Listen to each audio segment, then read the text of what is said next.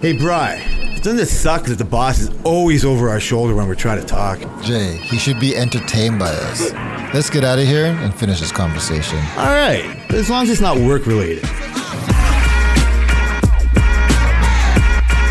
Jay! B! How's it going? I hope it's as good as those levels, buddy. You checking those levels over there? I'm checking the levels. You're going to welcome everybody to the Work-Related Podcast? Yeah, it's the @Related by Work on Twitter. Oh, you remembered, eh? Yeah. Did you, oh no, I don't think it's any, Twitter I think was on the lowdown this week. I don't think I went on to see any kind of bad news. No, I didn't see nothing crazy. Actually, anyways. was Twitter,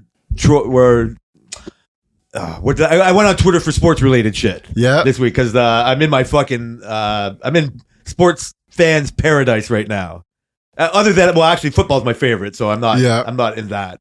But there's lots of hockey, basketball. There's still football shit too with the draft. But the basketball draft. playoffs, the hockey playoffs, good times, bad times. Yep. Yeah. I think I'm not the master of my own demise or master of my own greatness, but I really love watching like when Miami beats Milwaukee for many reasons, right? Yeah. Like I love making fun of Milwaukee, right? Like it's not because I have a hate for Milwaukee. I just like the underdogs. Happens in Big Brother. Like I switch alliances when this team becomes underdogs or whatever. Yeah. But before I even forget, like why I was on Twitter because Jimmy Butler is so undeniable. He's fantastic, right? He's one of our Funkos. Oh, really? Yeah. I've loved. So I got into basketball, like I talked earlier, when I'm a bandwagoner. When the Raptors got Kawhi, talked about I didn't even know, I couldn't even say Kawhi. Like it's such a weird sound looking name type of thing, right? Like, but and Jimmy Butler was on the 76ers that year, right? And like he was a lot, but it was so hard to play against. Like he gained my respect a little bit there. Like I don't know how to put it over there, but before then, I only knew about him as a whiny, bitchy superstar NBA player in my mind. Jimmy Butler, because this is when he was on Minnesota. Yeah. And he was calling teammates out. Yeah. And I really wasn't in the I wasn't paying attention. He has like that, it's funny in Minnesota, he has like that Kevin Garnett type of personality, doesn't take the bullshit type shit. See, I only know who Kevin Garnett is from, like, again, just like you watch sports now. Yeah. And I want to get into like, and I think it's doomed because like how the youth only watch it by highlights too, because you don't watch a full game of nothing. F1. I watch all of F1 all the time. Okay. And that's even weird to me. I fast forward through a couple of laps. I just watched the whole thing this morning. Oh, they're qualifying or they're practicing? The practice and the qualifying. Why would they? You're going to get me distracted. How come they took fucking 4 weeks off between races? I was so annoyed. They don't even have how long is that stupid summer break? The summer break's about 4 weeks as well. And so this was already 3 weeks. I know they were in Australia. Well, it's I guess the logistics. I watched a YouTube video a while ago about the logistics of F1. Yeah. And it's actually insane. I've seen the same thing. How much shit they have to deal with, right? They basically have doubles of everything and they basically leapfrog. Well, they'll continent like they're so when they pack up one race, race goes to not the next race, the race after that, and then they already have one at the next race, and then they pack up that race, and that one leapfrog the other one. Like the infrastructure, the paddocks, and all that. The paddocks, the garage, the trucks, everything. They put it on ships, so that's how they get like. Interesting. They say it's easier in Europe because you can just basically drive everywhere, and they have like a dozen trucks. Of course, they have double of everything. Yeah. Wow. It's nuts. But they say when you go like Australia, when you go like the States and stuff, it's like it gets really crazy. So this burst into my dissatisfaction of your sports into because your sportsmanship of it. Because I'd like to mock you for not watching the games, but you're so into the F1 way more than me. Yeah. I can't get into that much. You got the app, that's what you pay for. But let me get back to my whole sorry. No, it's okay. We're the Sidebar podcast. But when I wasn't paying attention, and just like I think baseball players are whiny bitch athletes, they don't sit for like a broken finger. You know what I mean? Like football, hockey players, they play through all this shit. But that's the reason why I watch it. But it's like part of it. When I first heard of Jimmy Butler, it was in this like, this privileged athlete type of person, not knowing anything about it, just reading the highlights and not getting the full story, which is what I want to mock you. You know what I mean? Like what you might not be getting, but that's up to you. You know what I mean? I'm sure you can. That's not the proper way for me to look at it.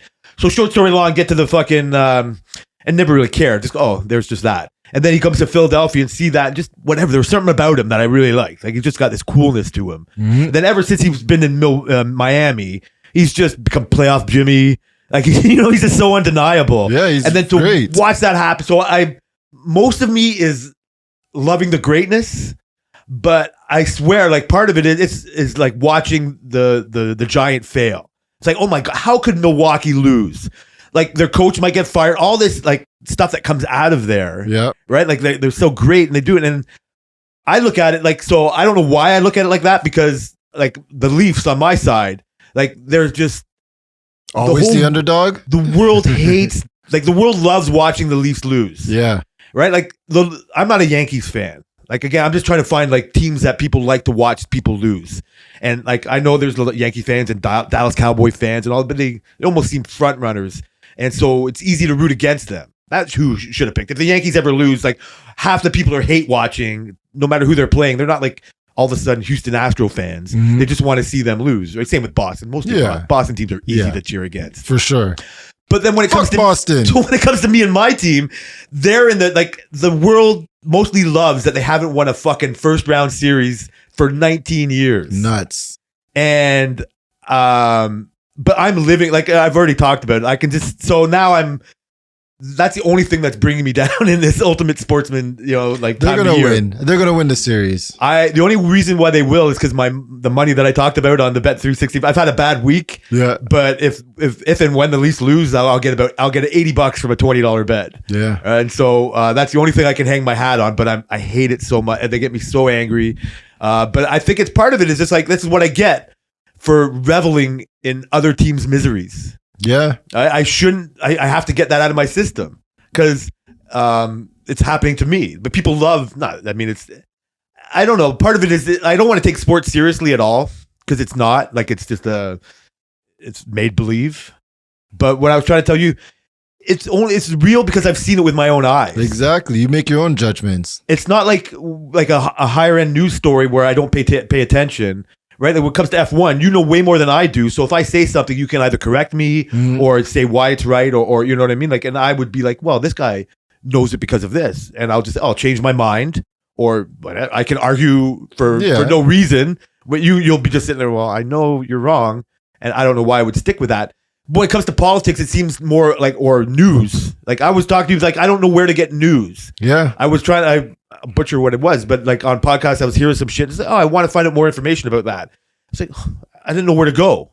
And I was just like, what do you Google and say, okay, whatever. There was something there, but I brought it to the fact that I used to like Twitter, original conversation, to find news sources from people we follow, whatever, but I can't trust any of it. Yeah. Or I don't know if I just don't feel like trusting it. So when it comes to sports, I guess I'm more sure in my opinions, because I actually saw it. Actually saw what happened, and I can like say like, Stephen A's just taking the opposite side to have the opposite side, right, and defend it, or he really does, you know what I mean, like agree with that, or he's blind, or he's like, or I should listen to him and say, oh, you know what, he actually might be right on this one opinion, right? Like, it's a disservice to me if I say the second something comes out of his mouth, he's wrong. He's wrong. Yeah. Because I didn't agree with him on the other, or I have this prejudice against him. Yeah. Right? Like, of his opinion. He's annoying. Yes, but that's how he's gotten to be where he is. Yeah, for sure. I mean, polarizing. Yes, and as a friend, I wouldn't want that, but he's not there to be my friend. No, he's a character. He's a character, and he can bring something to the awareness. You know what I mean? Like, so he's like more involved in like the LeBron debate and something like that. I'm just like, I have like no time Skip Bayless. for it. And Skip Bayless is the worst. Yeah, but he's hilarious. But he doesn't have any kind of, like, there's nothing behind him. You can for him, like, when I watch like Stephen A. Smith, I wonder, like, I'm like, do you act like he does believe it? But when I watch Skip Bayless, I'm like, this guy can't possibly believe what he's saying right now. That's you know a good what I mean? Like, that's a good point. I love Shannon Sharpe. That guy's hilarious. I like how he conducts himself on the show. But I really don't like the LeBron thing. But anyways, whatever. It doesn't matter. But like those are the difference between the Skip and the Stephen A. That's a great, because what makes Stephen A better. It's you don't know if this is a true thought or not. Yeah. Skip Bayless, you automatically assume it's just a media, it's a troll. Yeah, it's just a side. Where Shannon Sharpe comes in, and I think the more he becomes a media, he's probably been a media member more than he has a football player by now. But he's still got that genuineness. I'm just an athlete. Yeah. Right. This is my opinion. And by being an athlete, like maybe he hasn't been in the locker room for that long, but you'll never lose that cachet. Yeah. Right. Like he can actually say, like, you know what, man, like you have no idea. You know what I mean? Like what it took to get there. Did you watch Shannon Sharpe play? I did. Like I've watched Shannon Sharpe play more than I have. How good was he? I don't even know. He was ahead of his time. He was one of these types of people that without Shannon Sharpe, there wouldn't have been a Gronkowski. Okay. Right. Gronkowski's a bigger guy. Yeah. And the way football has changed, because you get penalties for hitting in the head and all that. Like Shannon Sharpe had was a specimen of an athlete, and he was one of the first tight ends that was more of a wide receiver. Okay. Right? Like football evolved. So you got the guys that just catch the ball, and they're usually like skinny, fast guys. And then the tight ends were just like regular linemen. They block for a running play and protect the quarterback. So they had more bulk to them, but they were also allowed to catch a pass. The more complicated football gets, the more these guys get incorporated. By the time like Gronk comes around, like now, it's such an integral part of the team. Like Travis Kelce, like these guys have yardage records now because there's not as much, like they don't get hit as hard. Their careers last longer. Shannon Sharpe paid the penalty for that. He got hit so hard running these plays, which now the field is opened up for, which now it's more apparent. They'll have two Shannon Sharpes on each end of the line, and just to confuse the defense. And so he was just one of those superior athletes that was ahead of his time. And then the way that football is, it's such a military industrial complex that they copy it. You know what I mean? Like this, like. And they'll just like, oh my God, this guy's like a bit big to be a wide receiver. He could be a Shannon Sharpe type. He becomes the type. So so Shannon Sharpe is at the level that he has a type. You're saying? Yes, like it's time has no time for anybody. Yeah, like Shannon Sharpe. Now, like I've said, like your kids will never know. Like we watch, you know what I mean? Like you don't. John Madden, he's a video game developer. If anybody, you know what I mean, like you and younger, like think of. Well, that was my favorite football game. And you know what I mean? Like part of it was because. And to me, John Madden's just basically a game, right? And a game or a broadcaster. And a broadcaster, yes. All right, but he was also a revolutionary coach, right? Like it's different. It's not the player, but he has the cash. You know what I mean? Like he got paid more money to not coach than be this broadcaster, and he brought his personality, and he became more than just who he was, right? He outgrew it. The only reason we know who he is because he transcended coaching and broadcasting, right? And became the video game guy. Shannon Sharpe now is transcended football playing by being a broadcaster.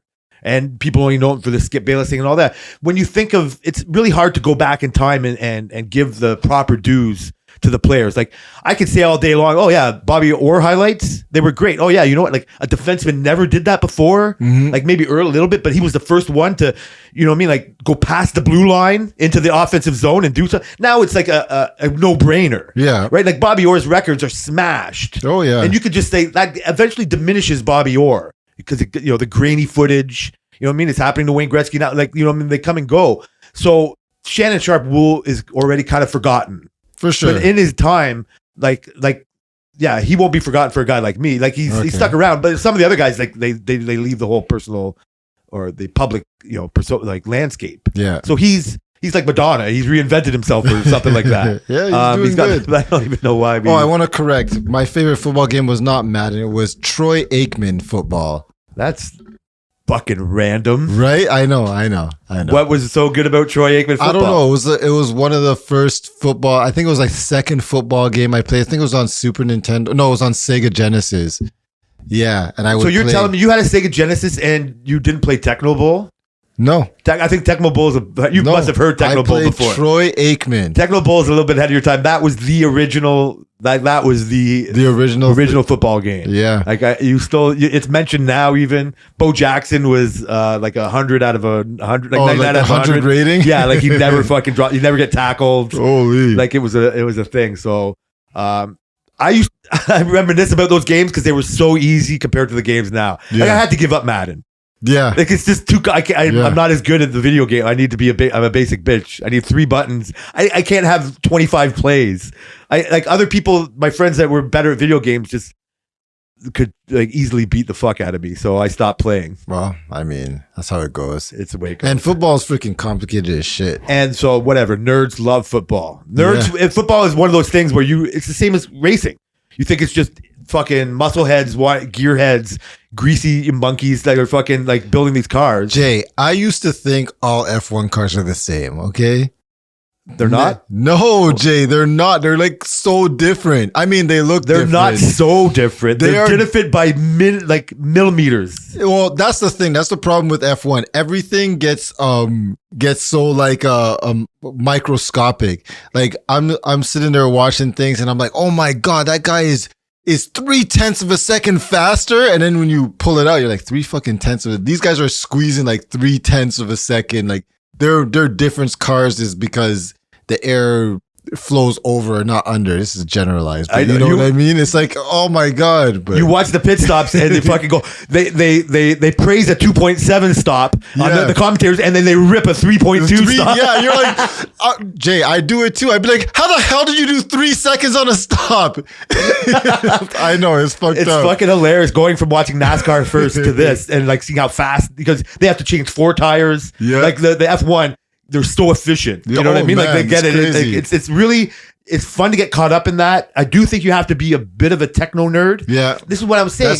It's more nerdy than jockey. Yeah. Right? Like football has got a bit of that. Right? They need their race car is the actual human. Yeah. Right? Like the nerds move the humans around like chess pieces and it gets a little, disoriented. But the race cars, you know what I mean? Like you need money and smarts.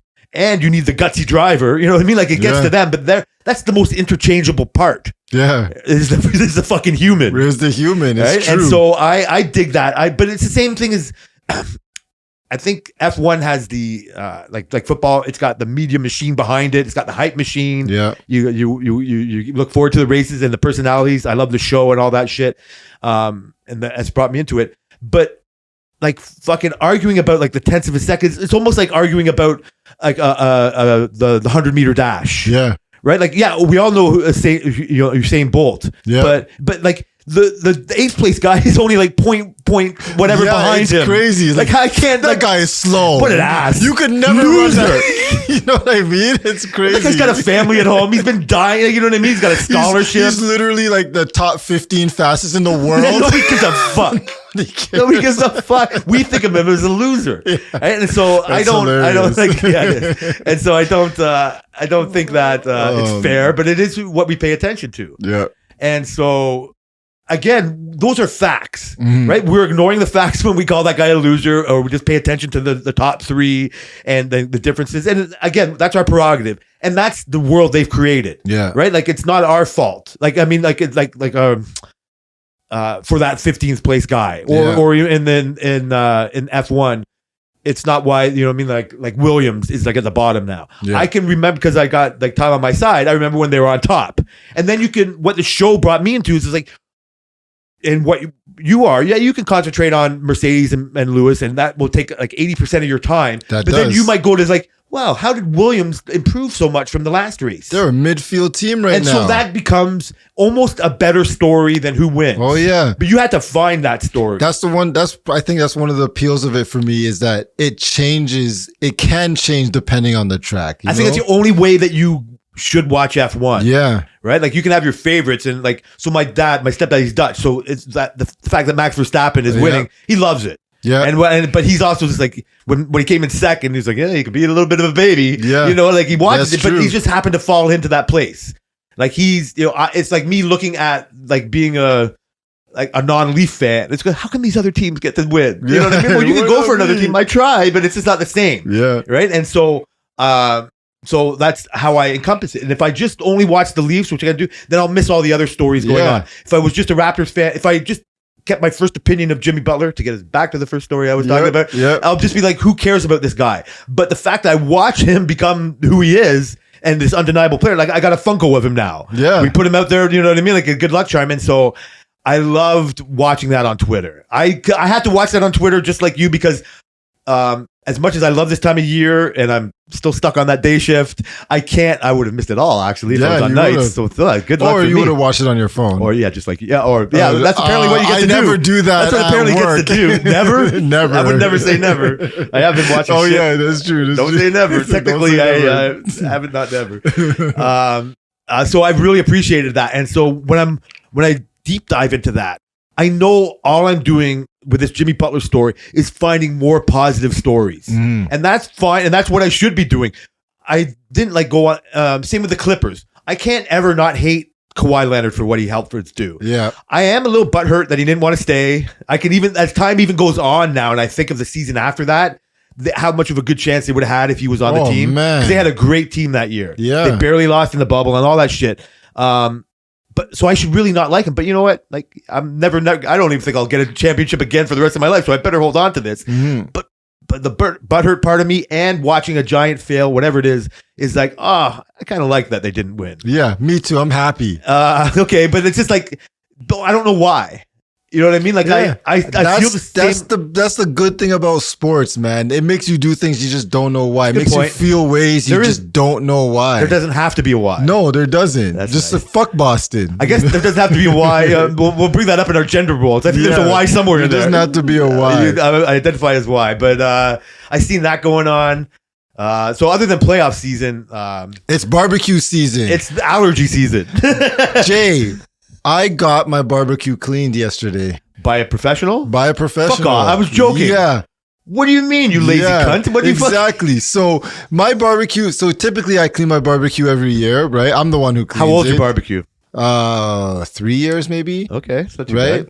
So it's a nice barbecue. It's a Napoleon, right? It's a nice barbecue, and so I didn't want to clean it this year. There's animals got in it this year, right? And there's mouse shit or something in there. I don't know what it was. I just did not want to clean it. Not to mention that when I thought about cleaning it, it was warm and now it's not warm and I don't want to be out there. So we got professional cleaners to clean our barbecue. They came yesterday. So where does one find a professional barbecue cleaner? Google. And did you so is that all they do? They must have a wider array of things that they do. Oddly enough, we booked this a couple weeks ago. So, okay, the first time I heard about the barbecue cleaners was on Dragon's Den. And there were these guys called Canadian Barbecue Boys, right? They go around, they clean barbecue. So I said, Selena, I looked at them during the winter and I said, Selena, we got to call them. We got to let them do the barbecue. I don't want to do it. So a couple of weeks ago, she called them and they are ram booked, Jay. You cannot get your barbecue cleaned for weeks. It's nuts. So who would have thought? So Selena goes, okay, well, she does online. She called them, but she also went online and put in a quote. And she's like, okay, they haven't got back to me. I'm going to find somebody else. She found another people. I forget the name of them. And they said, yeah, they can get us in. I think it was like 2 weeks from her call. They could get us in, which was yesterday. So they did the thing yesterday. And so I was at work and Selena, there were these two kids. They're like in their 20s or whatever. And they came and they cleaned the barbecue and that shit looks pretty freaking nice. Did she record them cleaning it at all? She took a couple pictures. She took a couple pictures of it, of them like in the backyard. They're using like a wire reel and a grinder, like an electric grinder. Okay. They use steam cleaner. Okay. They use they did a whole bunch of stuff. They took it apart. Okay. Like the burners and stuff.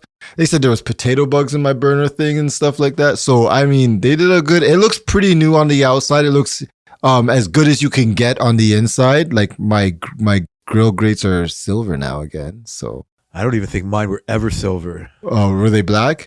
They are fucking black right now. Or you just can't remember? I mean, I'm fucking embarrassed. I want to talk about Jerry Springer or something now. I'm embarrassed.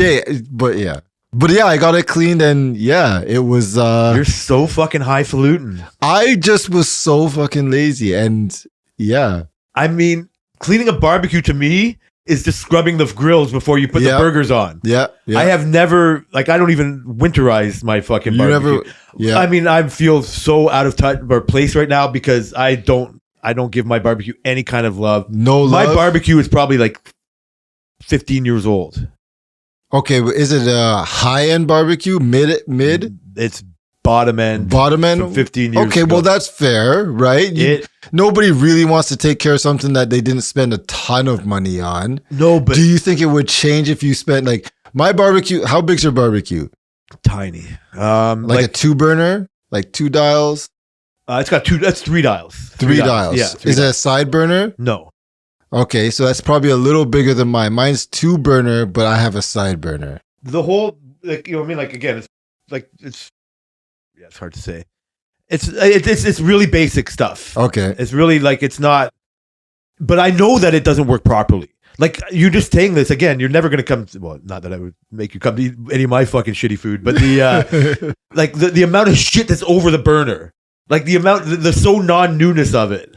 Like, I might be wrong. We might have had another barbecue since we fucking moved there. But like, it does the job good enough for me. Yeah. I don't know how much extra a cleaner barbecue. Well, I was going to ask you, you don't think it was going to do a better job if it was clean? Yes, I do. But this is why I feel embarrassed right now. You know what I mean? Like, it's almost, again, a self-care thing. Do you want a reference?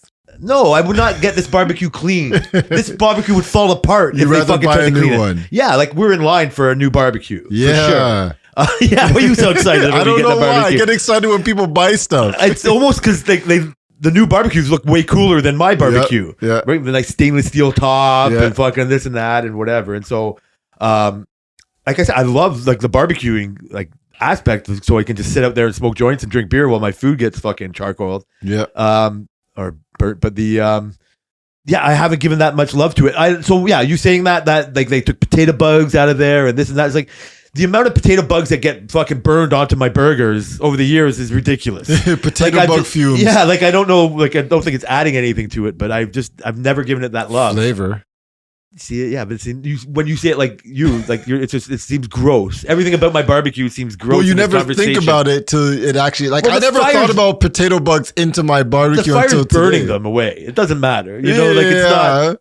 I'm fucking doing it with a joint hanging out of my mouth anyway. Like, so it's getting some other kind of fucking flavor on it no matter what. But I think that just speaks to my lack of self-care. No, people just don't think about because people just don't think about some things. Like, I'm sure you do a lot of things that I doesn't even cross my mind. You know what I mean? So, people just don't think about things.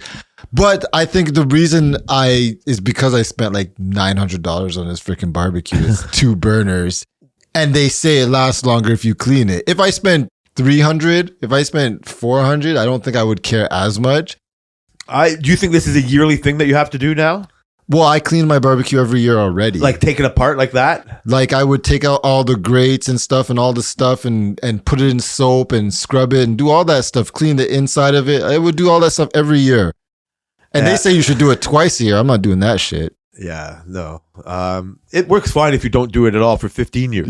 Well, your barbecue's still working. Yeah, but whenever they get uncontrolled flames, like it's not, I'm not as picky as the fucking food that I make than you. Do you mind if I ask how much it cost? It was $180 plus tax. So it came into like, I think Selena gave a tip. So it came like $230. Yeah. They did 2.5 hours. Holy I know. fuck. I know. And they said our barbecue was dirty. Well, I cleaned it last year. I don't know if a thing can simultaneously exist in a should do it and didn't have to do it type of way. Yeah. Right? Like that was like, obviously it didn't hurt that it did it, but that's probably more than halfway closer to me buying a new barbecue. Yeah. That's probably why I would never do it. Yeah, like I probably would, if I wanted it clean, I would have to fucking like do it. It's not like it's a pool. It's not like do you pay somebody to clean your car? I pay someone to change my tires when I could do it at work. There's a line. So this is what I'm saying. It's fine. Like I'm like, but like changing your tires. Yeah. So I saw Timmy changing his tires at work this week. I could, especially on my shift, I could easily put we've done car stuff. Okay. That's all I'm saying. That's all I'm saying. He pauses. Yeah. The boss isn't listening. sorry, boss. Sorry. And, I get it. I mean, it speaks more to your, anticipation of using it. Yeah. Right? Like it's like another thing Been of just dying. Like, I thought I was dying, but I still haven't used mine. I've had a couple opportunities. And so I've kind of thought it. Even today we were out. I didn't have a busy day at all today, and but we just went out to get a couple things, and we're thinking about what we're going to eat. and we came to the Heartless Studios a little early. So I was like in the middle of, should I eat before or after? And I was like, I'll just get a little snack before and I'll eat after. And Tammy, well, we're more picky eaters type of thing too. We're less experimental. So Tammy, on the barbecue, Tammy likes chicken, shish kebabbed. She hates whole chicken. Like she doesn't like these, but like cut out, like put on a shish kebab with some onions and she peppers. Like what rotisserie chicken roasting over the fire. The less chickeny it looks like, the more like she can eat it or whatever. Right? Like, understandable. And also she likes her food like well done. Yeah. And so when you cut it into the cubes and put it on the skewer, like everything gets like properly well done type of thing, right? And I'll put it on with pineapple. Like it's not highfalutin. It's just like our basic shit. And she likes that, and she likes hot dogs. She doesn't like burgers. She doesn't like steaks. I hate hot dogs. I think hot dogs are gross. Are you serious, Jay? How did I not know this? Why did you never ask? I don't know. We talk about a lot of random shit. Yeah, that's true. Well, that's why you didn't know. It never came up. We're talking barbecue now. When have we talked about barbecue? I guess never. It's not like I haven't eaten a hot dog. I know what they're not on your list. I can't unsee them. Oh, how they're made? Not that. Like I eat a lot of fucking garbage shit. You know what I mean? Like it's the most fake thing. Like it's right up there with all the fakest things in the world. Do you like sausage? I don't mind sausage. I mean, I guess they're not the same. They're not even close to the same thing. Sausage is like encased meat. When I first started, hot dogs is the epitome of the most processed thing you can make. I mean, there's Kraft singles. So I hate Kraft singles. Oh, there you go. I don't mind them when I go get my fucking biscuits and sausage from Tim Hortons. Yeah. I have paid for the option of the regular cheese on top of it, but mostly it comes with cheese. Get a cheeseburger. I don't. When I make cheeseburgers at home, I use real cheddar. I hate cheese slice. If I make a grilled cheese, I use regular cheddar. But I will have the cheese. I know that cheese slices have their place in the world, yes, right? Yes. But it's also the same as, but like I just look at it as the most processed thing. That's I can fair. easily give it up. I don't think there's and look, I'm smoking now. I drink, like there's nothing that I don't put in my body that's unnecessary. Like everything's unnecessary for the most part. Yeah. But I don't need to add something that's just like I have no appeal to it. I don't even think they taste that good. Love hot dogs, especially barbecued hot dogs on the grill. Oh my God. Yeah, so anyway, that's what Tammy loves. Sorry, now you're making me hungry. Yeah, it's every week or every other week. It comes Jay, you gotta stop doing this to me. Are you going to send her out now? Can you get some DoorDash hot dogs? She already messaged me about Memphis. So. How dare you? And so, she was even going to go to the Canadian Tire to get a hot dog. Like in the cart or the I've been binging. Like I never told you this. Like 2 weeks ago. For 2 weeks, I've been binging Harvey's hot dogs. Yeah. She even brought that up today too. Really? Yeah. So the idea of buying a hot dog that's not at a ballpark is insane. Yeah, because when we went to the Globetrotters game, I had a hot dog. It was delicious. But like Harvey's hot dog is like $7. it's not even the same size. It's like ballpark prices, but smaller hot dog. It's good, but it's like, God, is it worth it? I can't believe that you like hot dogs that much. Yeah, man. I can see what you can take them or leave them, but I just think they're so low-falutin. They are very low-falutin. I don't know. But I love Kraft dinners, so everybody does. So this is what I'm going to say. Of course. Yeah. I love, and mac and cheese was a late revelation for me, but I had Kraft dinner as a kid. I loved it. But as a kid, and even growing up to be a fat kid, see myself in these 600-pound shows. Like, you have a 13-year-old that becomes 200 Wait, were you pounds. actually a fat kid? No, I was a skinny kid until like 13 or 14. Okay. And then I became fucking fat. Like I was super skinny or normal or whatever. And then as a teenager, I just got lazy and fat. Well, like what's fat? Like fat? Like fat to high school student standard or fat to like adult standards? What do you mean? Because like when I look back at the kids in high school I called fat, they really weren't fat. Well, no, because you didn't have enough time to mature. Yeah, so I wasn't like a fat, like I said, I wasn't overweight by like 12, but I was probably overweight by like 15 or 16. And then I got like obese, you know what I mean? Like between like I don't know, it's hard to say. But I was definitely husky. Like I was definitely chubby. I wasn't super overweight like that. But yeah, I don't even know how to categorize. You weren't the kid in the school who waddled? No. Okay, then you're not. You weren't fat. You said that. Well, no, but I was okay. But I was again. We're tiptoeing around things. I know. No, like whatever. Like not morbidly obese, but definitely not taken care, like not good enough. Like, okay. So when I went to high school, you only needed 1 gym credit. Like out of all the other credits, I needed 30 credits. And after grade 9, I never took gym again. Mm-hmm. I stopped playing football and hockey and everything and just fucking was more lazy. Mm-hmm. And then so by that time, like I said, you just become like, I don't know if it's puberty and changing. And I just like, my metabolism just got slower and slower for me and my habits. Not so much food, I think just like more habit times. I think later, because my parents, like we hardly had any junk food. Like, you know what I mean? Like it wasn't their fault that I ate that shit. It was only their fault in a way that I jonesed for it because it was never in our house. You know what I mean? You go to other people's houses and whatever like that. God. So craft dinner was a thing that whatever was normal and we'd have it all the time and I loved it as a kid. But then you go to a thing that you get a fat fuck and I could just eat the cheese powder. Right? Like what? You've never eaten a whole pack of cheese powder? Never eaten a whole pack of cheese powder. I'm not alone in this. People listening. I know. I've heard of it before. I've heard people. And so you get to that. So I used to like think of it in that way. I think of that almost like a hot dog now as the most processed thing you could think of. Yeah. Like there's so much better. That's got to be more processed than a hot dog. There's so much better powdered cheese. What the fuck? Or no, there's so much better mac and cheese out there. Oh yeah. Right? Like it's almost the same with pizza. I'm a little particular with my pizza or whatever. Like if I'm gonna have it, I'll have it only at places I want to have it. But I also we got Pizzaville a whole bunch of weeks in a row, even a couple weeks where it goes, that wasn't so good. And then it's just like, you know what, I'm not getting this. I'm not putting this shit in my body. I'm not even putting it in this process part. It's just like this is something I like, but it's gonna make me fat. But I only want it when I know I'm gonna like it. And so mac and cheese, I won't eat craft dinner only because I'll wait till I get a better version of it.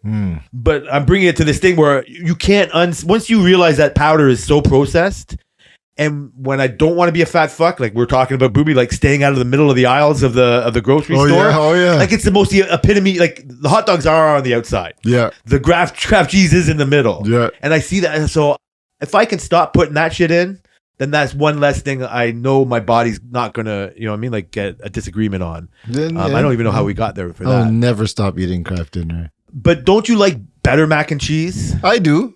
Like Panera, like it's all like I make a good mac and cheese. I believe you. I make a good mac and cheese, but the work to reward ratio is like Well, this is why I would never make my own mac. Tammy's made a decent mac and cheese. I've seen her do all the like a big. It's a lot of work, right? Yeah, I don't want her to do that. Yeah, she can make a fucking mean French onion soup, and but it's a lot of work. I'll make her do that.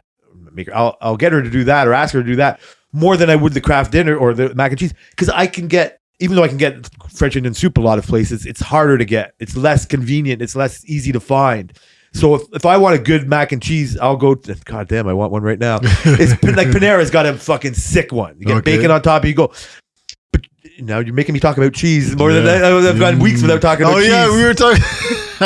Oh no. Like it's but the it's not the devil's business, but it's the beginning. It's a slippery slope of it because I've lost nothing but weight ever since I've stopped eating the cheese. It's not because of the cheese. It's not because of the cheese. It's because like.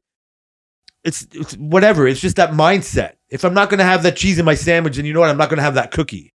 And if I go, you know what? Fuck it. I'll have that mac and cheese and I'll eat it. And this is a whole different thing. But I'm not in that mindset right now. I don't want to put it in my body.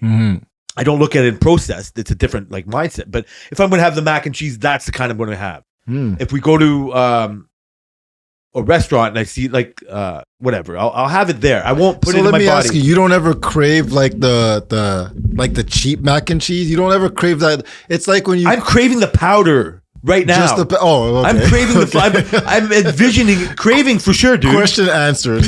Well, no, like yeah, you're having a beer, thank you, right now. Yep. When you like cravings are impossible to not get like give up or yeah, you will always get it, right? Yeah, like it's like it's hilarious because you've even brought up now your wife is fucking texting you about Memphis. Like it just took us many episodes in to just talk about a thing and like your mind is wandering to fucking eating. Yeah, well that's one of my issues. Like I know I'm not a fat guy, but internally I freaking just name too much food of me and I will crave it and want to eat it. I'm trying to think of what else do you crave other than food? What does one crave other than food? I crave. Are you craving the F1 race? Yes. Is that a way to say that? Yeah, these past 4 weeks that were off, I was dying. Yeah, I get that. So I can crave that. I'm craving a Leafs win. Yeah. I don't know, right? Like sometimes I crave just buying a computer part. I'm very techie. I just crave one. Cindy's gonna get mad. I bought a hard drive like 3 weeks ago. Right, it was on sale. So it was like a little over $100, maybe $150. I don't know, somewhere around there. And I put it in my computer, but I haven't put anything on it because I'm too lazy to put stuff on it. But I craved buying it.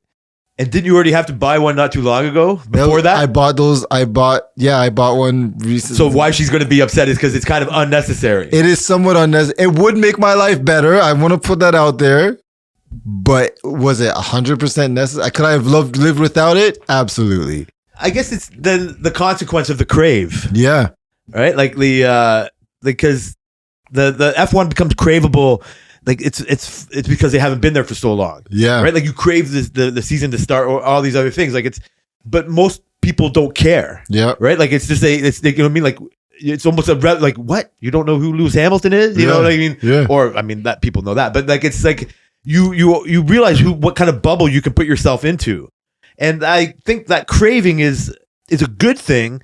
It's like it's part of what makes you want to live, right? Like people can live for food in all different ways, right? Because you have to have food to live. You can become a real like a fucking chef, a connoisseur, and like I remember watching just like the Hot Wings show. I'm going to get off, and it was like a Top Chef judge on it, Indian chick, and she's real fit. She looks good, and like the guy was saying to her, "How do you eat all that food and still look good?" And she's like talked about her workout regimen and all that, and she goes, "But I only eat what you know what I mean, like these highfalutin things, like what I like." She doesn't have any time for anything because she knows she loves food so much. She doesn't use that as a reason to eat a whole pizza. Mm-hmm. She uses that excuse as like, okay, I'm gonna eat, Gordon Ramsay stuff tonight, or I'm gonna, she's put herself in a position to eat these high calorie things and enjoy it and dissect it and all that. So she's craving it, but in the meantime, she's craving like Gordon Ramsay's mac and cheese type of thing, right? So I would imagine that she's not going to lower herself to the craft dinner. She's like, but I hear that, but like when you have things that are part of your childhood, how do you not crave it? It's like there's a Jamaican food. I don't eat it, but it's considered like a poor person's food. It's called like bully beef, right? And they usually eat it with like bread and whatnot. And like I've heard like famous reggae artists still talk about eating it because that they can afford whatever they want. But that part of their childhood, that thing that was ingrained in them from their childhood, they always want to go back to it. They would never not eat it, even though it's like $1.50 for a whole can of it. And like your whole meal is $3. They still would just go back to it because that's just the things that ingrained in them that they ended up liking forever. There's no, I'm not looking, I don't think every crave has a consequence. I get that. That is, that's like the global melting pot. Like that's why I like Jamaican patties. Like I could have had like English meat pies all my whole life, you know what I mean? And not been around the Caribbean influence at all. And not like jerk chicken or stuff like that. Like, everybody's got their like chicken and rice. Yeah, but that's not something you had as a child all the time. You know what I mean? No. But what I was trying to say is it's how, like, I've always known lobster to be a fancy thing. Yeah. But apparently it wasn't. It was the bottom of the, you know what I mean? Like it was I think a lot of poor food comes from poor communities getting more influence and then raising that product up, and then it becomes more popular. So you always want to revert to those comfort things, like comfort. Like it becomes it's easy to crave the comfort food. And if you've had a decent childhood, or even if you haven't, you can pick the good things out of it. Mm-hmm. It's why it's fun for me to buy a Hot Wheels for the kid. I don't have time to play Hot Wheels. Yeah, but God, that box looks cool. Boy, I wish they had that when I was a kid. Yeah, and to know. Yeah. And so when it comes to the Hot Wheels, it's like, I know they're going to enjoy this, right? And then so it's fun. You live through that. For these, you bringing up the bully beef or whatever, it's just like, I wish I could explain to you why this cheap meal is so good. I don't like it. Part of it, well, no, I'm just bringing up to them. I know. And so they want to share it with you. Yeah. And then they want it, just like I want to see him open the Hot Wheels. I want to see what you look, like, so you agree with me? And then, you go from there. And then you get better at it and you introduce, it's how things become whatever. Like, I mean? Like, Like, how does a hamburger become popular, right? Like, it's a big store. Like, I'm trying to divert. Like, McDonald's wasn't a thing, and then it was. Yeah. Right? Or coffee's even another thing. Like, you can get, like, commercialized and, go from fucking something to everything. But, like, in Europe, you see a knife and fork with a burger. Like, what the fuck? Who does that? But they didn't have burgers. America had burgers first. Yeah. But then you think, how did you never not have a burger? Right? Like, but somebody had it, and then somebody could say, oh, that's just a poor American, you know what I mean? Or whatever. Like, but then you can go somewhere and they got like the Gordon Ramsay $100 burger, and it's got fucking, fucking Wagyu beef in it. Or, whatever, fucking truffles on it and all that shit. Yeah. And then it's, whatever, it becomes bastardized. It becomes a whole different thing. But now I'm craving burgers. So that's taking something that we all know, you and I know and like, and expand. There's nothing wrong with trying to expand it or make it bigger, and our cravings like for childhood or like the Mr. Noodle thing. What do you mean? Like Mr. Noodle and ramen, people will always go back to that stuff, and it's like 59 cents a pack. Tammy's never had ramen before. What? She's never had to live on her own like that before. She's never been a poor ass bitch that had to fucking buy her own food. Really? Because now, I mean, not just now. So you pass ramen places all the time. Yeah, I never go in there. I've never gone because you can buy it for 59 cents. But can you imagine how good that fucking ramen is? Probably delicious. Yeah, of course. And see, I love the fucking noodles, but she's not. That doesn't appeal to her. She's more of a picky eater than me. Yeah, and so to put her blast, she's stuck to those more childhood memories than everything else. She doesn't like expand out there. And every now and then, if she has to, or something comes by, and she's like, "Oh, that's new, and I like it," she'll I guess attach onto it, or a person like that will. But you also get stuck in this like whatever. I know what we just said. I know if I'm gonna have ramen, I'm not gonna go like it's just I don't know. Maybe we're talking something we're not gonna even do. Like you know what I mean? Like we're not seeking it out. No. But like that's how something that there's nothing wrong with that. Like it's you can look at it in a way like why would you make ramen a fucking $8 meal? Like at his fucking a store in Square One. Like that's the one we passed. Like how much rent are these people paying? Like obviously it has to be that, and it becomes this like high fucking shopping area. But that's something that's just they know they like it and they want to they think they can make money off of doing it as a business, and so it's not like they're sharing it out of just like prosperity for society. They think it's a viable like product. This is why I look at it like all restaurants are just like pipe dreams. Like I don't know which way you take to work, but that Goodfellas pizza place that's on Main Street, like that's just I drove by it again today for the 100th time every week, and the second part of it, I mean, it's a new restaurant now. It was that chicken place, and now it's some other like Indian chicken place or whatever. It's just like, I wonder how long that's going to be there for. Yeah, because it's just like it looks like a cool little building and a spot, but it's just like a horrible spot to go to, right? Like it's so busy, tiny parking spot. I'm just like. Why do you think it's just like it just becomes another failed restaurant? Like why do more people try? Why does somebody try to open a restaurant where a restaurant failed and think they can do it? Well, I was talking to my cousin. She came over a couple of weeks ago, and we were talking about. Yeah, I have a couple family members I have a couple family members who own restaurants, right? And so, restaurant business is bad. Yeah. Right? It's like a 90 or 80% failure rate. Like restaurants do not really make it. Right? So I don't know why I think everybody thinks they can do it. Like I have on my dad's side, I don't know if I've mentioned, my uncle, my dad's brother, obviously, owns 2 chain Jamaican restaurants. One he started in Brampton. It was called Jamaica Kitchen. Right, and then he owns like a Superlicious. It's a really big. It's like they have like 12 locations or some shit. Like good for him. Yeah, so it's like some crazy shit. In Jamaica Kitchen has like 3 or 4.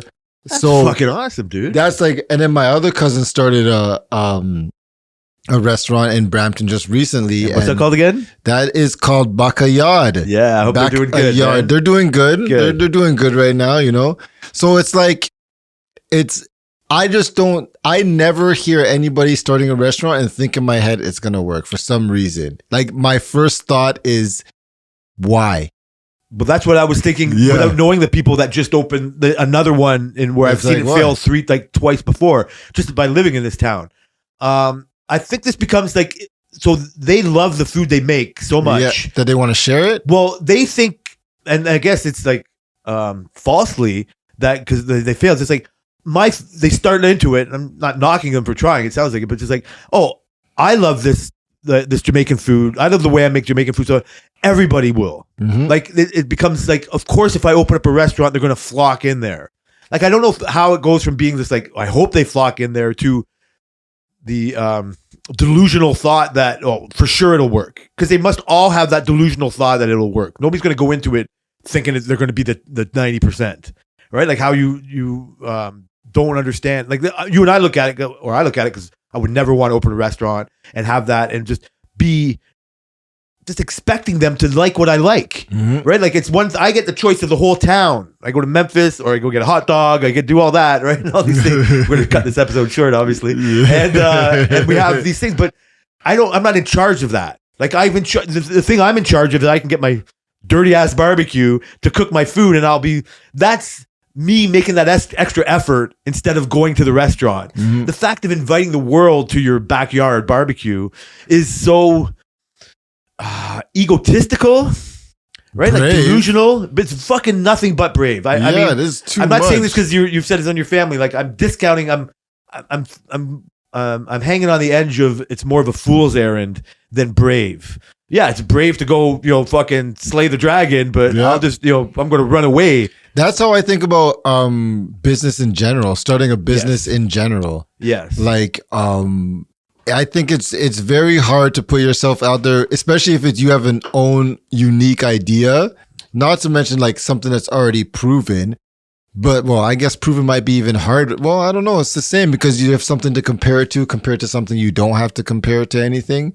Right. So like if I do building computers, there's a lot of comparisons out there that somebody can say, oh, well, this guy's computer is this guy's very minimal. I don't really like that. I want something crazy. This guy over here is better. You know what I mean? Compared to if I was the pioneer of building computers. Right. I get it. Like that's part of the thing that you definitely have to have an interest in at first. Like that seems to make more sense to me just in a personal satisfaction type of way and wanting to dedicate your life to and hope to be successful to, but you must want to have like a desire for it. If you could just build computers for everybody for free, if they gave you your parts and you didn't have to worry about money, that seems to make more sense. Like nobody dreams or sits at home wanting to clean a barbecue. Like that's pure money making thing. That is right. True. Nobody's just like that. If somebody's got a barbecue cleaning business, it's because they see and that's a skill on its own. Yeah. Right. Like it's like all of a sudden it's like holy shit. Well, you take the money from the people who are too lazy to do it. But everybody's too lazy to do it. But are they? Like, I used to listen to this financial podcast and this guy, he used to always say this, like everybody used to talk about, he basically talks about getting out of debt and whatnot and working like your ass off, like working your ass off to get out of, no matter what you have to do, you work. He's like, where's a good place to go when you're broke? To work. Like that's what he would always say. And so he would tell people to find side jobs. And then he would always tell people, he'd be like, well, people always come up with excuses. Oh yeah, I don't have time, or I can't go here, or nobody will buy this from me. And he'll always say like, you know what you should do? Go buy a leaf blower and go to the rich neighborhoods. Rich people are afraid of leaves. So he's like, you know what I mean? Get a lawnmower and cut rich people's lawn. And that's the barbecue thing. Yep. I'm not rich, but it's like the people who are willing to spend money rather than time will pay you to do it.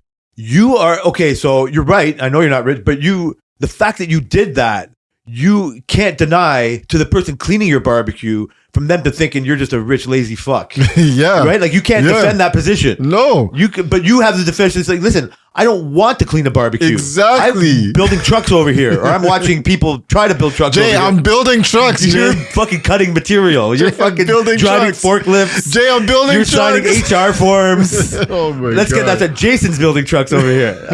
Brian he's a boss. I'm building trucks. He's watching people build trucks. And so he's a part of a company that builds trucks. trucks. Can we go with that? You are definitely part of a company that builds trucks. And so that's where I look at it. And I see that. God. Tammy said to a bunch of times, like even like in the last winter, you know what I mean? And the older you get, the more you're just like, God damn, shoveling snow.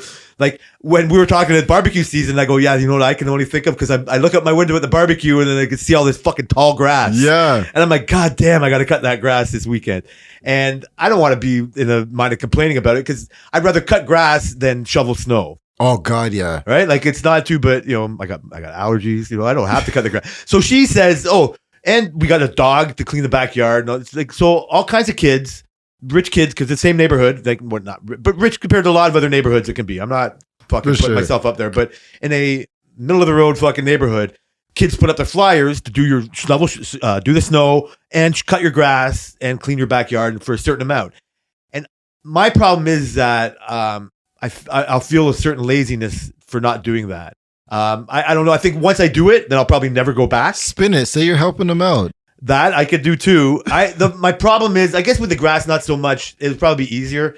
With the snow shoveling thing, for you to have that kid be there when you want him to be there is never happening. No. It's just you know what I mean? He's over-promising what he can do. I'd rather buy a snowblower. I have both, and you still want a kid to push that too. Really? Yeah, it's Fuck, Jay. It's never fucking good. Well, I got a sidewalk. You don't have a sidewalk, so it's a little bit tougher. But you would wish to farm it all out.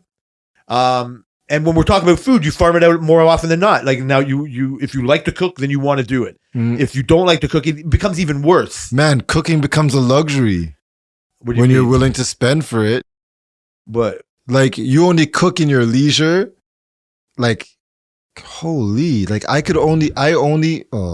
make my lunch for every day. Yeah, but like that's if you wanted to, you didn't have to make your lunch every day. It would, right? The amount of money that it would cost me a lot to do that, but not so much that I do it so I don't put any more poison in my body during the week. I make my lunch for health reasons, more than money reasons. Yeah, exactly. That's a leisure. That's how I feel about it. Like, how's that? I only cook on the weekends. Like, I only cook like complicated meals on the weekends. I don't do it during the week because A, I don't want to.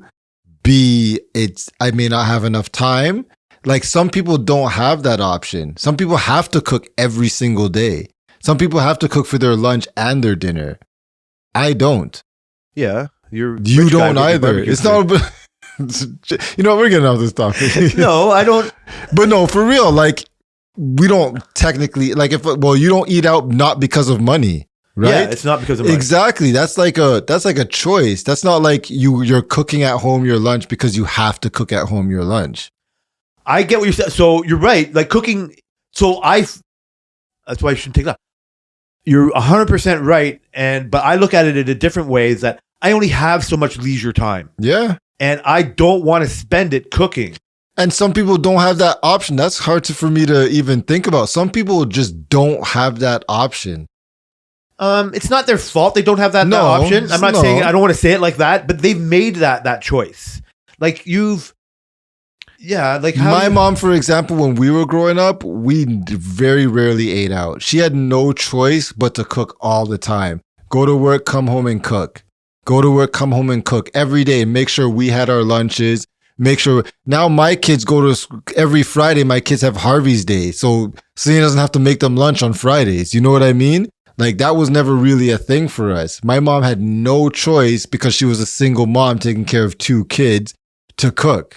But that's you and Selena's personality injected into your family now. Like it's where you came up from. Like there's way more choices to eat out now. It's like overabundant.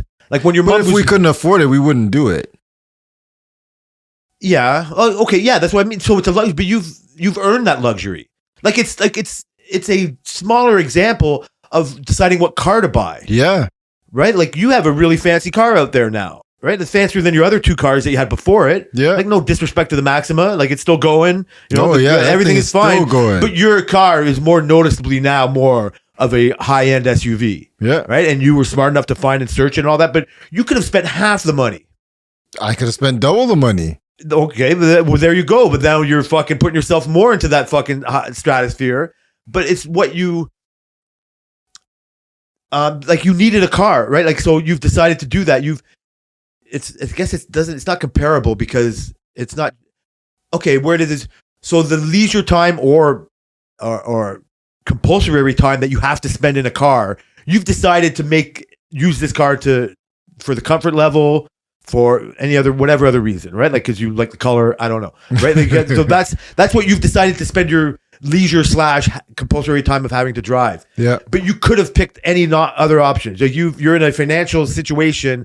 You already narrowed it down no matter what. Yeah. You were never going to go this low because you don't want that kind of quality. Yeah. You could have explored, certain whatever different. What? No. You could have explored it. Or you could have said, okay, I can go past a certain level. Or what am I going to get? You know what I mean? Like, okay, I get the lowest Mercedes.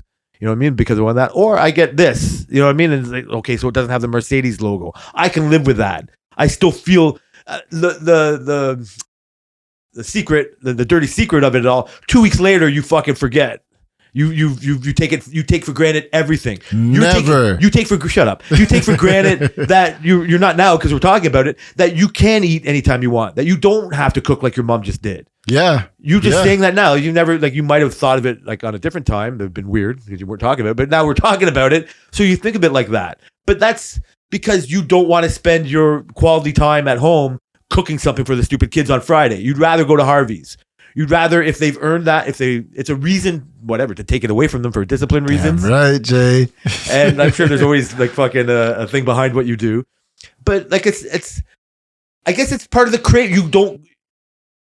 You crave the food to eat, but you know what? I don't want to do the effort of cooking to get it. So how can I fill this craving? So I'll go to Harvey's and get that. Like, and then you fucking it's just like. It's like a lot of things. It's like the instant regret, the buyer's remorse. As soon as you finish eating, you go, God damn, I could have just made that. I could have still been in the barbecue with a beer. Yeah. Like fucking with my freshly cut grass. You know what I mean? Like cooking. And then so you only regret it in hindsight. We get sucked by the marketing and all that, and then the desire to have it and the convenience.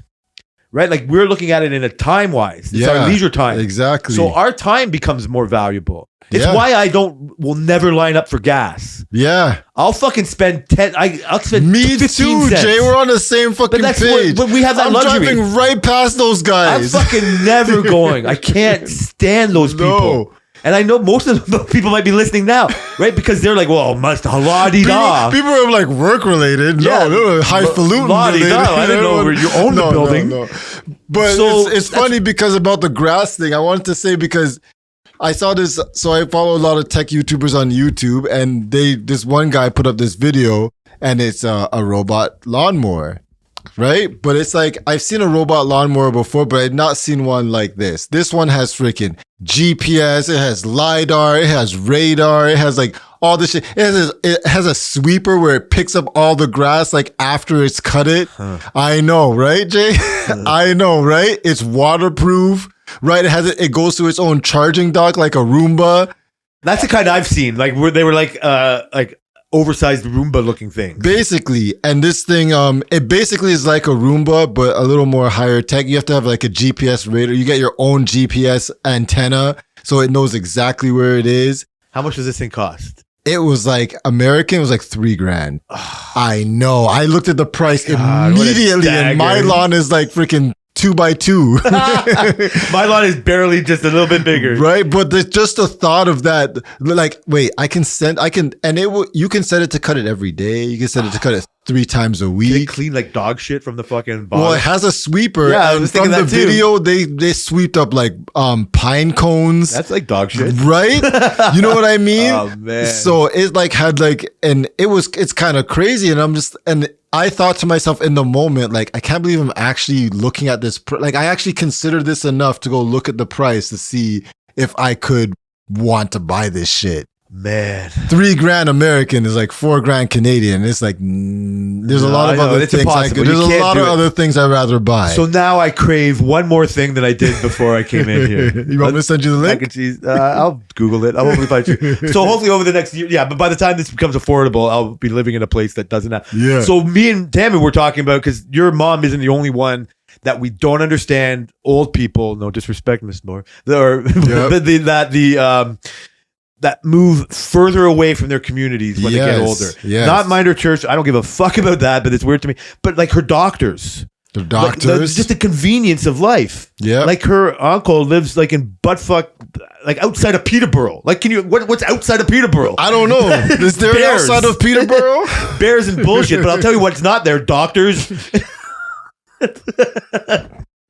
And fucking pharmacists and fucking kids to cut your lawn. Oh god. Pizza places. Fucking like nothing. Nothing's like, the desire to be away from your neighbors, I think, supersedes these ideas. Yeah. And no disrespect, like your mom probably had a real nice place in Brampton, worth a lot of money. For her to get that equal, like in the bungalow conversation, like she felt she had to move out there, right? Like, and that's, and I'm nowhere near in the middle of the knowing what I'm talking about, but like my guess is that it's like, oh, I get more value for my money now. Yes. The first thing I said to you last week was like, who's cutting that lawn? Like they have an ice rink with fucking grass all around. Like, and so why burden yourself like that? I'm a relatively, you know what I mean? Like, you know, present company included. I'm young enough to do my own lawn. I'm young enough to still work. I can do all these things, shovel the snow. But the idea of adding that on to me, you know what I mean? Like is ridiculous to me. I want to get rid of it. Jay, I agree. And I told my mom for years, just go buy a condo, because I know when I get to the point where I do not ever want to cut the lawn or shovel the snow, I'm fucking buying a condo. We talked about the exact same thing today. There's no way. I can put my car in a garage and I don't ever have to clean it. So I don't think I'd ever want to live in an apartment. I don't think I want to live on the 10th floor. Oh, you don't want to not like being high? No. I would love to live on the 24th. No, sorry, just cut you off before you finish your joke. Of course I want to live high. Yeah. But I don't need to be on the 10th floor to be high. Yeah. I love heights. It's not that. It's the elevator. It's the closeness of the apartment, the lack of space. Oh man, imagine. I don't want to, I would never put myself into that position. So when me and Selena lived in Mississauga, we lived in a condo by Square One. And it was really nice. Like freaking, you drive under the waterfall to go into the underground garage and all this shit. They had like 24/7 security, which is one of the appeals I told my mom, right? Obviously swimming pool, gym. They had an indoor like virtual golf range. They had freaking party rooms. They had freaking billiards room. They had a bowling alley in the condo building, right? They had like barbecues in there was like a raised, it was on the 3rd floor. You go and it's like this whole like garden type thing and paths, and you have barbecues all over the place. That was wonderful. Yeah, it was great. And like we had like this one bedroom condo also on the 3rd floor, so we could just walk out and stuff and go to wherever we got to go. Groceries weren't that bad, but you know, it's still annoying to bring groceries from a car to the garage to go upstairs. Like that's one of the worst part. And the dog, we had a dog at the time, so bringing the dog for a shit and a piss all the time was annoying. But we went to, so in the building, there was like on like, I think it was like the 20 something floor we went to.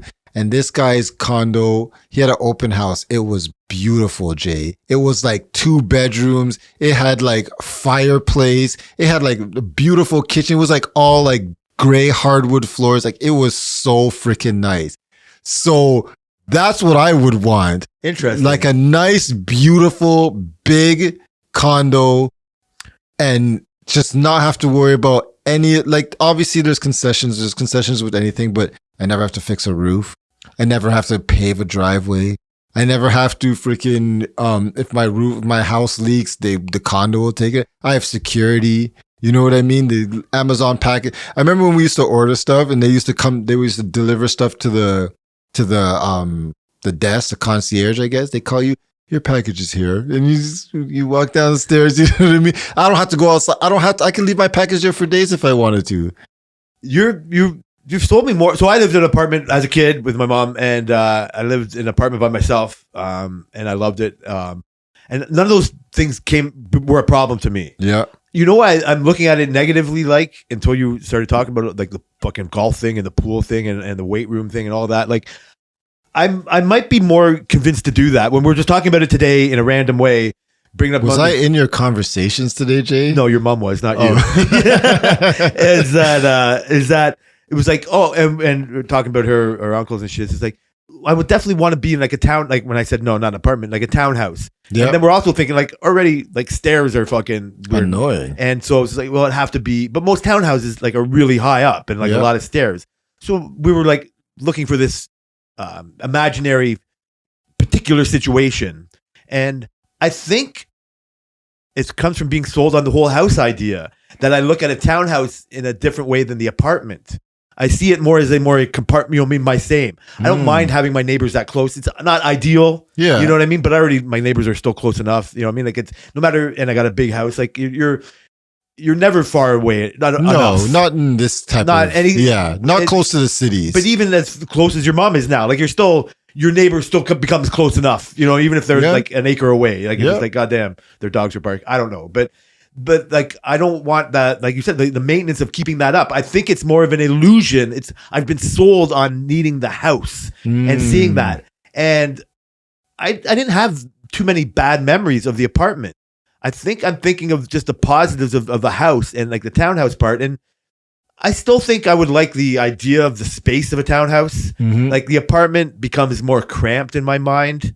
Like, I've never lived with like a woman, like, you know what I mean? Like, not on my own in an apartment and not having like our own little separate spaces, right? Like, you're talking that now and the kids will be gone and but you would need a big enough apartment that you would still have to have a podcast studio. Yeah. Selena would have to still have some kind of office. Yeah. Where even when she's not having to work, where she wants to just, you know what I mean? Like, get the fuck away from you. Yeah. Like it would be just. Well, she would have something to do her nails, is what she would want. And that she's always going to do that, right? She'd go away, like, perfect. So you would need like at least a 3-bedroom apartment. That's fine. And that's fine. And you get it. So I can see that now. Before in the conversation before, it's like, no, be a townhouse. But you know what? Those other conveniences, like, I can't wait for that. Yeah. We even talked about it before, even said it on the pod when we were in Florida on her birthday, like, oh, this 10-year plan. And I don't want to buy in Florida, but I want to just like go and rent. Like, it was the conversation we had before I even knew we had it. Yeah. It's just like, there's a dream. Oh yeah, when you want a vacation home and you have it, but I don't want to be responsible for the roof. Oh yeah, that's true. I don't want to be responsible for cleaning up Hurricane fucking Ida's fucking trees. Yeah, like all that. It's nice to have that, but you know what? Like, so many other people will let us rent, and then you know what? I'm paying convenience. Like, my mortgage is only whatever, a couple $100, like $500 a year or a month, but I'm going to rent this for $2,000 for 10 days. Like, obviously that's insane, but you're paying for the convenience of just getting the fuck out, or getting out, and then. Yeah, if you work hard enough and you put yourself in position, like, you should just Jones for that that convenience, like, crave it. Yeah, like, I don't know what your mom is craving to do what she did. Well, my mom, I don't know why it doesn't make sense to us and makes sense to her. Well, I could tell you why, actually. Well, my mom loves gardening. Like, if you see my mom's backyard right now, you'd be like, okay, this is the type of shit she likes. Like, that is her. That's like, everybody has their thing. Sure, that's my mom's thing. Gardening. Like, she will dig up holes, plant trees, make bridges, like, that's do hilarious. All that kind of shit, because that's like, so that's her main reason for not wanting to be in a condo. And that makes so now she's got like a blank canvas. Oh yeah, that she can kind of fucking do what she wants. Huge blank canvas. And my stepdad likes planting vegetables. so he even plants weed. Like, you know what I mean? And I think you mentioned before. So it's not. I don't even think I'm coming from the conversation that they're doing wrong. No, only doing wrong in my mind. You. No, I know you are, but let's just put ourselves in like why, like, thinking more of why they shouldn't have done it or you know what I mean, like, as we're thinking now, to more of like, well, why would they do it? And I guess not knowing who you're putting yourself 100% knowing why some dudes is like, well, my guess was with her uncles, just like, oh, they just like living in the forest and being fucking hunting. Out of nowhere. It's not even that. Chasing off bears. Yeah, bears. I don't know what. I think it's just the quality of house that they can have in the fucking like neighborhood. You know what I mean? Like, whatever, he can do whatever he wants. Which is crazy, because I was looking, oddly enough, this whole conversation is all coming full circle. A couple of days ago, when I got home, I was just looking in my bed on my phone at houses, because I saw this article of how places in Ontario to get the most bang for your buck. Buying. Where my mom moved is not on that list, just saying. So the one thing what was the city's name? Fuck, now I'm gonna be Ontario, mad. bang for your buck. It's pretty far. It's like 8 hours away. I looked after I saw the houses. That's right. The worst. But I looked. Article is garbage. Trust me. These are like all the good places. So I was reading the article, and then I immediately just searched houses for sale in the one city that I saw it because it was the most familiar What city was it? I really want to find out. Go ahead, now, you can go. I'll talk while you Google. Okay, go ahead. Talk while I Google. So don't you think right away in this world I wanted to talk about, like sports are almost the only real thing I can understand? It's because doesn't that seem like a fucking article from whatever tourist board? Yeah, it was a tourist. Well, it's I think it was like a Toronto website. It's in Timmins. Okay. And so I just Googled house for sale Timmins. And I was looking at the houses and I was like, God damn, like Jay, it wasn't the best house, right? But there was a house on there for $60,000, Jay. $60,000. You can find houses for $200,000 on this site. You can find very livable houses for $300,000. And if you got to the $500,000, you're getting a 4+ 2 bedroom detached houses, 2-car garages. And I was like, holy, like this is crazy. Then I Googled where Timmins exactly was and I was like, fuck that. 8 hours? No way. This is not even like part of the question. And I get that allure of buying something that you can get, your money stretches a little more. But what do you give up for that? Like my mom bought this house because she wanted to stretch her money more. She wanted to have a bungalow and she wanted to have a lot of land. But what did you give up? Like, I'd rather give up all that to live in a 2-3 bedroom condo. I think, yeah, because as you were talking about that just seemed like, wow, look at that. Then I was like, I've, even though I can imagine where Timmins is, and I know what 8 hours is, and before you said it, it's like that's such it's a non-starter. Yeah. And then you started saying what you could get, and then I was just like, well, fuck. I mean, 10 years from now, like, really, how many other people do I want to see? We're self-contained right now. Like, right? So you can talk yourself into it. Well, they got a fucking Pizzaville. You know what I mean? Like they got a Pizzaville. Yeah. Well, that's what they will. There's one Shoppers. Yeah. And then you have to go like, okay, well, I guess I'll have to find another doctor. Like, and you're old and you need doctors. Like, this is where it came confusing. You know what I mean? Like, but the doctor's office won't be so busy. But it's you're uprooted. It's almost like immigrating from fucking Jamaica. Yeah. Like your whole fucking, you're coming from fucking Toronto to Timmins. Yeah. You're moving to a whole different country. And so you get sold. This is why the first thing I thought of is like, oh, this is a marketer. This is a tourist board selling you on the idea of coming there. Like, or it's fucking the Mattamy fucking Timmins division. Yeah. You know what I mean? Like selling you a spin article because they're running out of places to buy here. And it becomes a true thing. Like Milton was nothing when I was a kid. And now people can't even think of Milton. Yeah. Like Cambridge is, you know what I mean? That makes more becoming there. That makes more sense to me because it's along the 401. It's along like the highway that comes in and out of Toronto, right by the airport.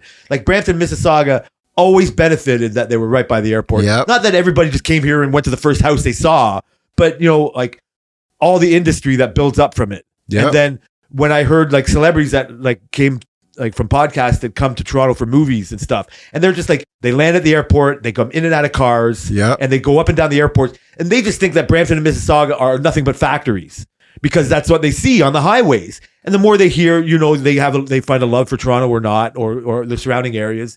And then they live in it. But to their mind, it's just nothing but like expansive of factories. Yep. It's here, Toronto.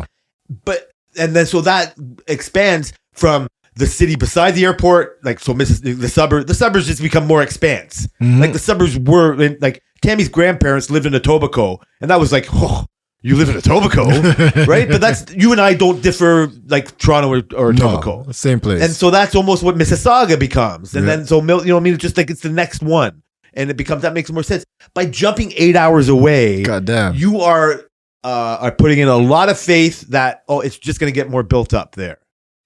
But or either that or you're putting a lot of faith that nobody's coming there because some people like that shit. I guess it's a bit of both. Well, you don't want to make a shitty investment. No, like this is another thing. It's not just a place where you live. Yeah, this is like, am I going to get more for my money? I would hope, like I said to my stepfather, I don't want his money when he died. Like I don't want go on trips. Yeah, like do something with it. Like you're not doing this for me. You're not that type of charity case. You know what I mean? Like, but you're sitting on a fucking bunch of money.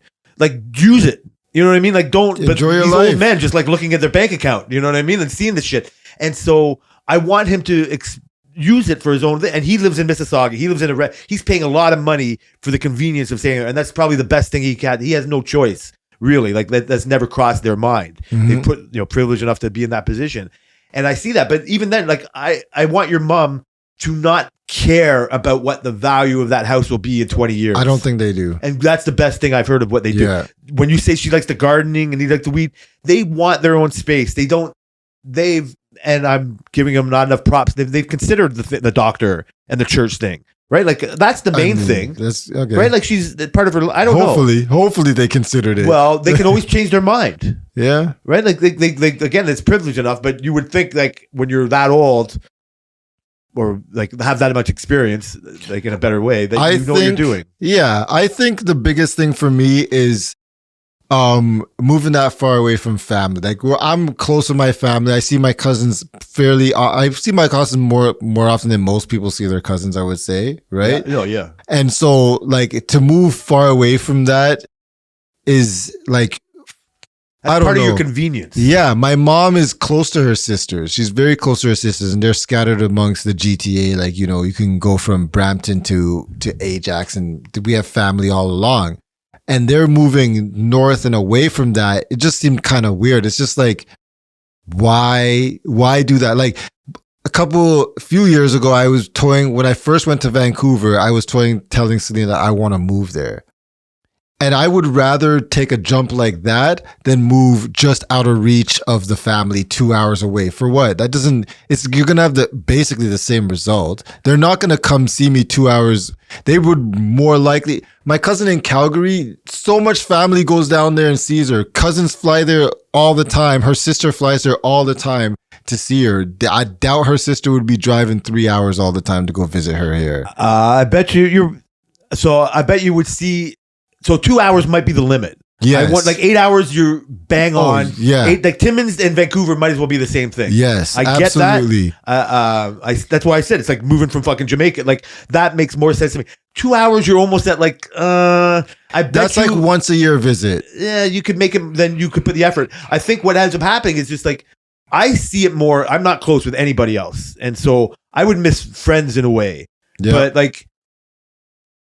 The technology would never like the convenience of where we are is why we started the podcast. We've also done it remotely when I've gone on trip. And so we could also still do it from Vancouver and here if we wanted. You know what I mean? Like that wouldn't be a deal breaker. No. And it shouldn't have been the deal breaker even in the first place. You know what I mean? Like the fucking half a dozen people that listen to you shouldn't like be the reason why you don't move. Yeah. You know what I mean? It should be all the other fucking things you do. But it's tied up into this friends and family part. It's like it is, but I'm actually way more insular. Like Tammy and I are more self-contained. Yeah. Like I said, it's weird. Like we don't do as much family trips like as you do. So the idea of the two of us going 2 hours away seems more doable. To me, like, and even the 8 hours away, whatever. I just don't have that desire. I don't want to.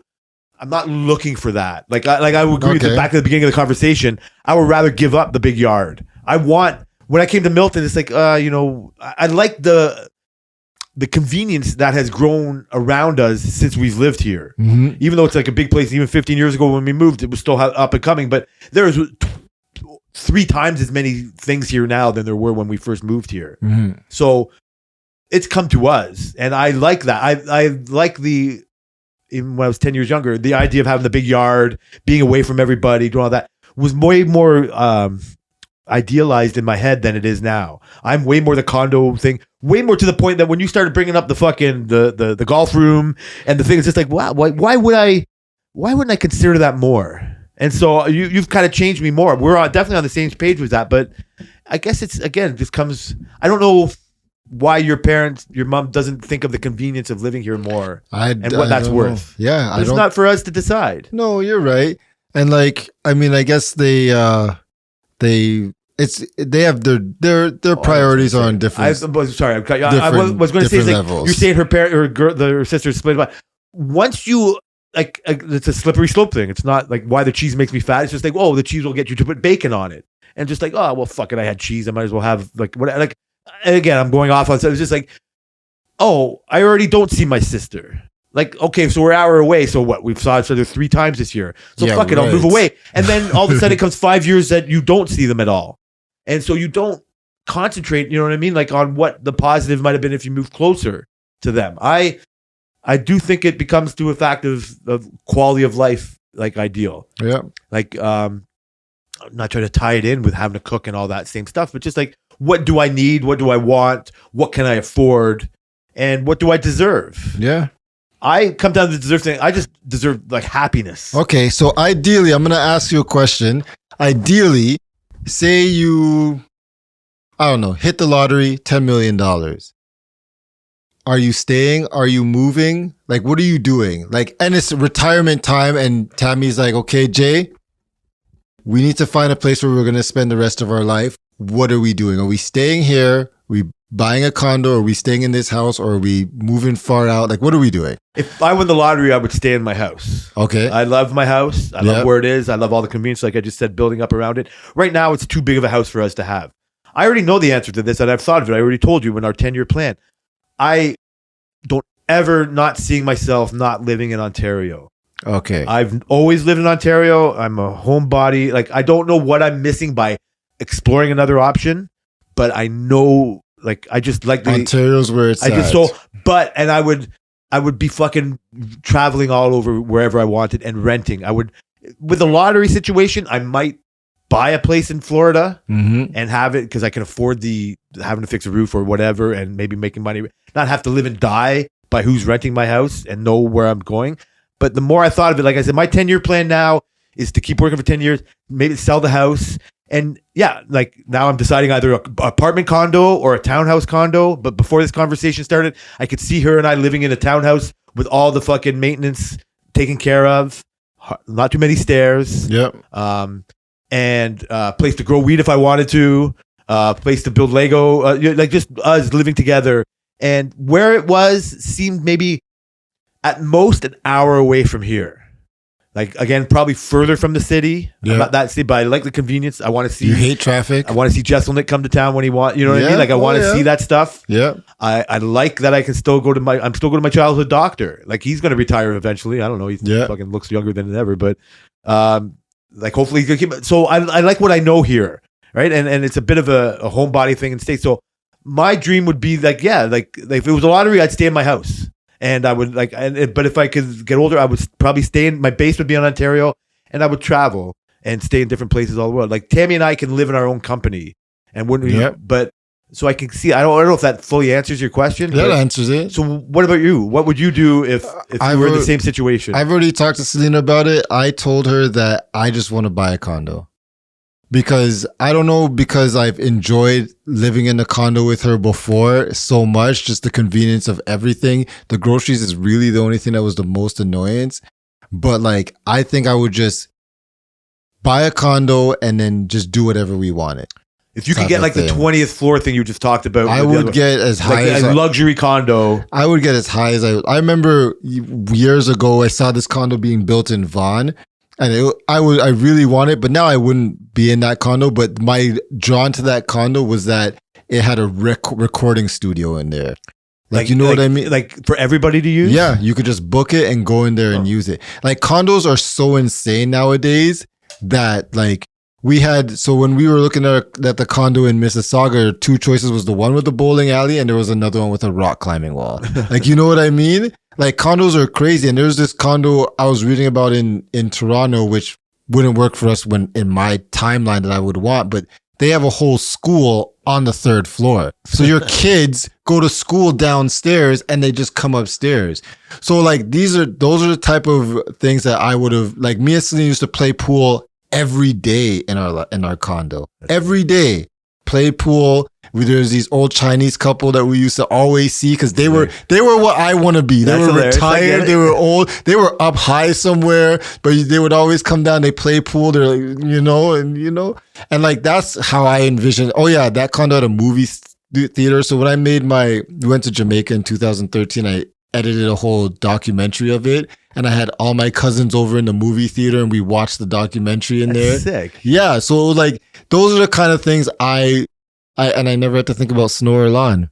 So I don't know why, but I had a prejudice to apartments before this conversation. And you've sold me more on that idea now. So what you're doing is what I guess I could have basically boiled it down to. You're just adding way more convenience. Yes, that's all I want. That's all I want too. That's why I paid for my barbecue. You fucking rich, fucking spoiled bitch. Yeah, I'm watching, smoking a fucking cigar, watching him clean it. Can you clean my monocle too, please? So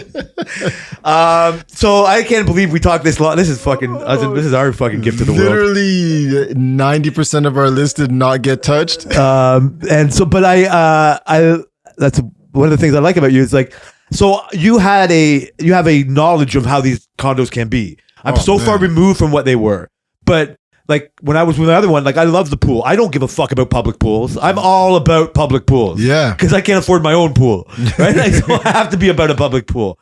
When I go rent a place in Florida, I want my own pool because that's what I'm going to do. You know what I mean? Like, that's what you do. But that's what I'll spend my money on. In the middle of this conversation, I realized like, because I'm so old and I haven't had a bowling alley in my fucking condo. I haven't had a movie theater. I have never got to use those things. I would use those things to the fucking tilt. For sure. I don't know. I'm sure now, listening to us talk here, I could find myself probably doing that. I could see that. I could see that being maybe a cheaper option than wanting the townhouse because I think I need that extra space. Put the money in your pocket. I want to give Tammy the space and me the space to not have to be so cramped. That's the thing, right? I can't get out of my head like the apartment might be more of a cramped space. Yeah. But you know, space is a luxury. You get what you can afford. Well, but you really don't like yeah, I mean, I don't know if I need the space. I don't need the space of what I have now. And so I luxuriate in it when I can. Mm-hmm. But I could see that doing that, and I think that's why we're confused when your mom does what she does and other people do. It's odd. We were both thinking the same thing in different times. Yeah, we got to come here and talk about it. I don't even know where we go from there. I was going to let you talk about your exercise, but that's definitely one we're going to cut off. Okay, I don't know if you're doing that. I know you're still cutting back on your drinking. Yeah, not totally fucking done. I heard it only yesterday, and this is not John, but. Jerry Springer died. Yes, Jerry Springer did. I know you know that from your highlights or whatever. Did your mom watch Jerry Springer at all? Did Jerry Springer ever been in your life? So I used to watch Jerry Springer a lot. My mom did not like Jerry Springer when I was younger. Like when you take a day off school or something? Or yeah, or when I would was it when I came home it was still on? Okay. Yeah, probably time shifting thing too. Yeah. So it was like that kind of stuff. Oh, it's also on late at night too. Yeah. Oh yeah. And it was on late at night. Well, because my mom loved it. Did she? Yeah. I didn't mock her for it. Like all the way, the whole time? Man, it would have been so long ago. No, like we haven't Jerry Springer talked for a long time. But when I was living with her before she met my stepdad and even way before I met Tammy, she would defend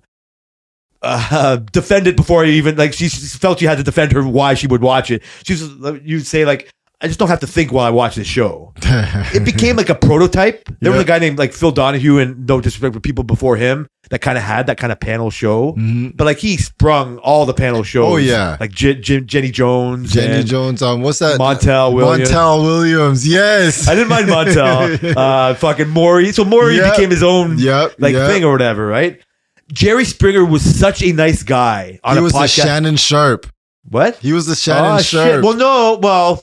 He was before his time. His thing was a little bit like that. Well, I don't know. It's like reality. Like I'm saying, that's disrespectful for this guy named Phil Donahue, who did it before. But he took it to this clickbaity era. Yes, like Jerry, and then we all wanted to see these rednecks fight each other.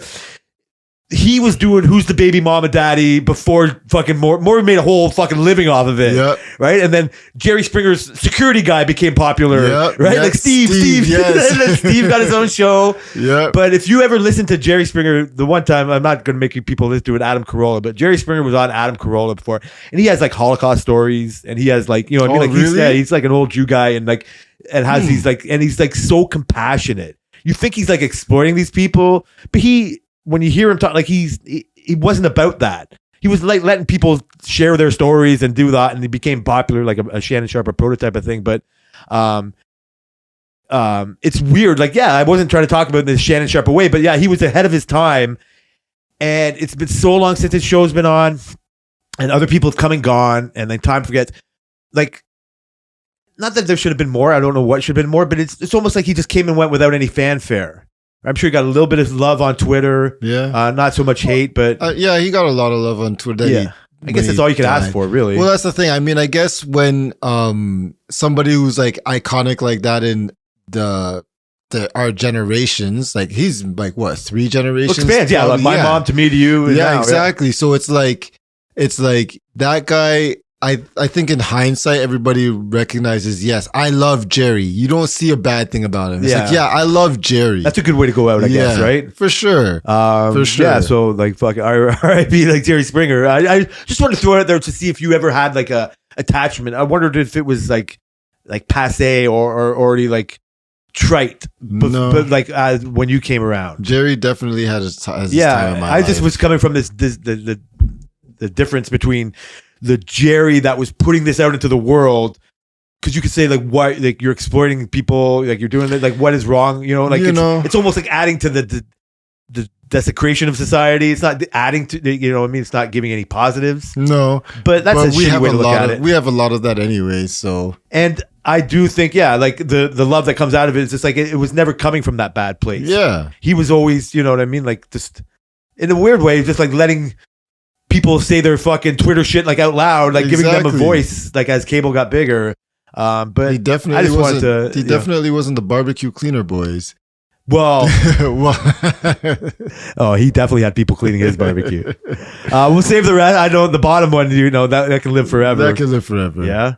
Yeah. Another banger, my friend. Yes, sir. I want to thank everybody for listening to the Work Related Podcast. We are related by work on Twitter. I got no Lego things to talk about. I'm looking at a nice Lego thing there. Yeah. I don't think you got into your piano. Nope. But we'll see what we can put out there. Yeah. Maybe I'll put out my. Thank God I didn't even. I was the one who was going to talk about the Leafs again. But yeah. All right. We'll see you guys next week.